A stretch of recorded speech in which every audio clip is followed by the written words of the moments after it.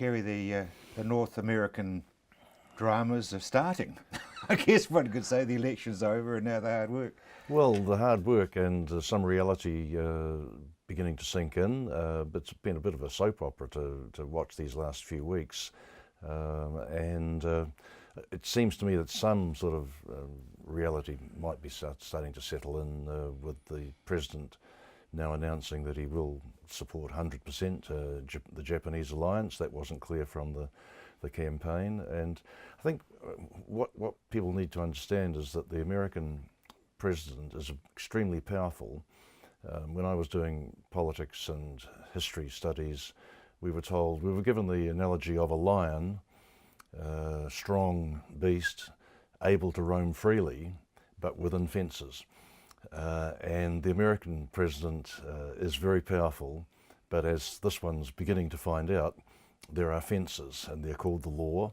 And he can't, even though he might want to, he can't be like George III, because as a result of George III, they've put these institutional barriers in place.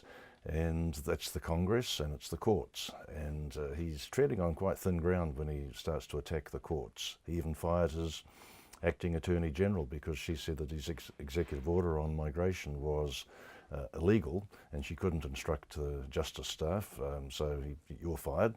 Well, now 4 separate judges, 2 appointed by Republican presidents and 2 by Democratic presidents, have also told him that that's not legal, that executive order.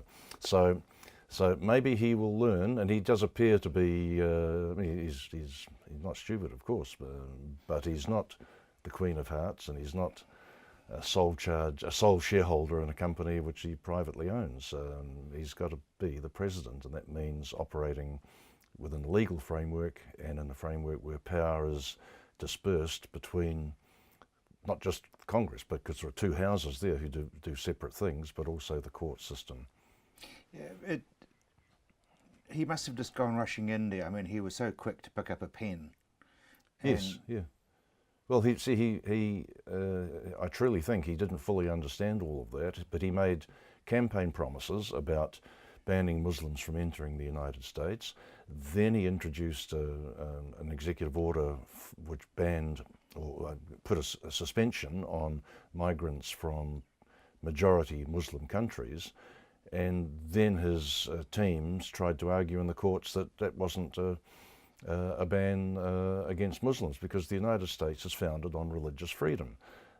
And since the mid-60s, they've had a law which says you can't discriminate against people because of the country they come from. So you know, he's learning, I think. Yeah, there are those who would suggest that it's like Germany in the mid-30s. Well, it won't happen in the United States. I mean, I know that people, opponents of Trump, they've drawn up things that Hitler said and that Trump has said, and they've said, look how similar these are. But the institutional safeguards in the United States are there to prevent a dictatorship.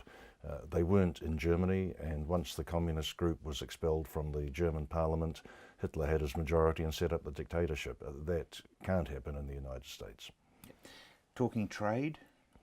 Well, what are our interests with the Trump administration? As a country, trade is paramount, I think.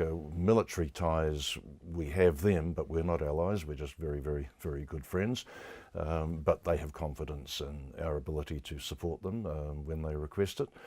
But trade is the main thing, and it's the most powerful economy in the world. And for many people here who support free trade, like I do, the Trans-Pacific Partnership appeared to be something which would tie us into some of the great economies of the world, and also it had a political component in that China was not going to fill any vacuum, and Obama put this pivot to Asia. TPPA was part of that.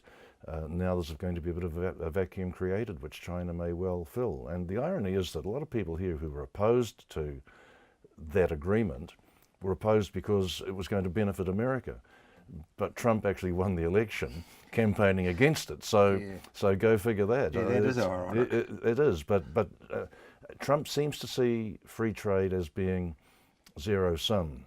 I win, you lose, you win, I lose. But but the best of free trade, actually, you both win. And He that's calls really it fair trade, doesn't yes, he? yeah. Well, that's fair is a very subjective view. It depends on your viewpoint, doesn't it? Briefly, Brexit, has that settled down? Well, yes and no. I mean, all of Parliament now agrees that Britain is going to exit Europe, that the referendum will carry. Even opponents who voted to stay in Europe in Parliament have voted to proceed with the exit process. But they're going to have lots of problems, I think. They're going to have issues in setting up new trade agreements. They can't do that while they're still part of the European Union. And the big trade agreement they're looking for, which the British Prime Minister started to talk to President Trump about, will be with the United States. Well, I mean, Trump's a poker player. He will know they've got all the aces. Britain is going to be the supplicant. Britain is an extremely talented and wealthy and progressive and strong country, and it will remain so, but they're not going to have all the cards to deal with Trump, I'm afraid. Kerry, thank you for keeping us in touch, and we want you back here real soon.